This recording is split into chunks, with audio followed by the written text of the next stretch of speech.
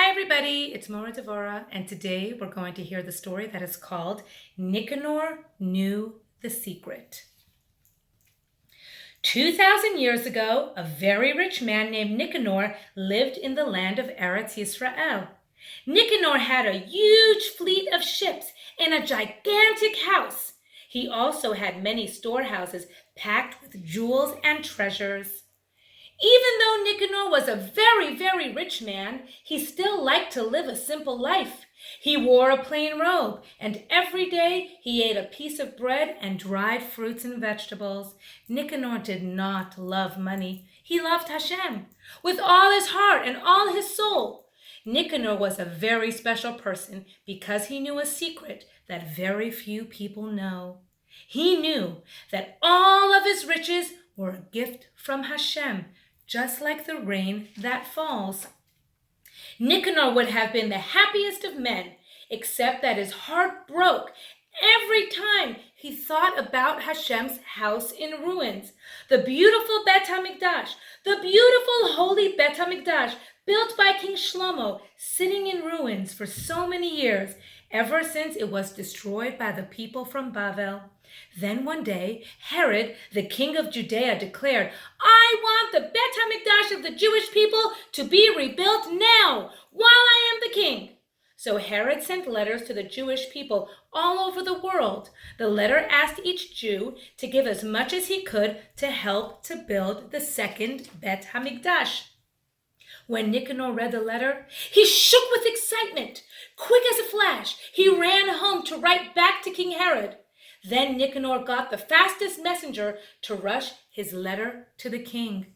What did Nicanor's letter say? "Please, I am begging you, King Herod. Tell me what I can do to help to build the Bet HaMikdash. I do not care how much it costs. I will sell everything I own and give all of my money to help to build the Bet HaMikdash." Nicanor missed the Bet HaMikdash. When Herod read the letter, he could not help but see the great love for Hashem that was in Nicanor's heart. He decided to grant Nicanor's wish in a very special way. Herod announced, "Nicanor will make the doors to the courtyard that leads to the holiest part of the Bet HaMikdash." Oh, imagine being asked to build the doors that open to such a holy place. Nicanor cried with joy when he got the news. "Oh, now I understand why I have all of these riches. It was all for this. I was given all of this money just so I would be able to make these special doors. Imagine! Through these doors, Hashem's glory can spread out to all of Yerushalayim and go on to reach everybody in the whole world." Nicanor got right to work. He moved to the city of Alexandria, where he knew the best craftsmen lived. He ordered them to build the most beautiful doors ever seen. "Why should I worry about price?" Nicanor said. "I want to use only the best copper on these doors. Everything has to be perfect. I would even spend my entire fortune to make gates fine enough to stand before Hashem." The cost was enormous. First, Nicanor had to sell all of his ships. Next, he had to sell his storehouses full of treasures, and then he had to sell his own house just to pay for the doors. People would come up to him and they would say, "Do the doors really have to be solid copper?" Or, "Be sensible, Nicanor, must they be so thick?" But Nicanor would only smile, and then he would answer, "For Hashem's house, we only have to have the finest." By the time the doors were all finished, nothing was left of Nicanor's wealth. Now people thought he was a little crazy. Some people even felt sorry for him. Nicanor, though, did not feel sorry for himself. He felt so happy and thankful that he had enough to pay for these most important doors. Nicanor had sold all of his ships to pay for the doors. With the last of his money from selling his ships, Nicanor rented a big ship. to carry himself and the doors to the Holy Land of Eretz Israel. The doors were decorated with splendid carvings and polished till they shone like gold. The doors were so heavy that 100 men were needed to carry them. Nicanor climbed onto the ship after his precious cargo had been placed carefully on board. From the moment they set sail, he had never looked back.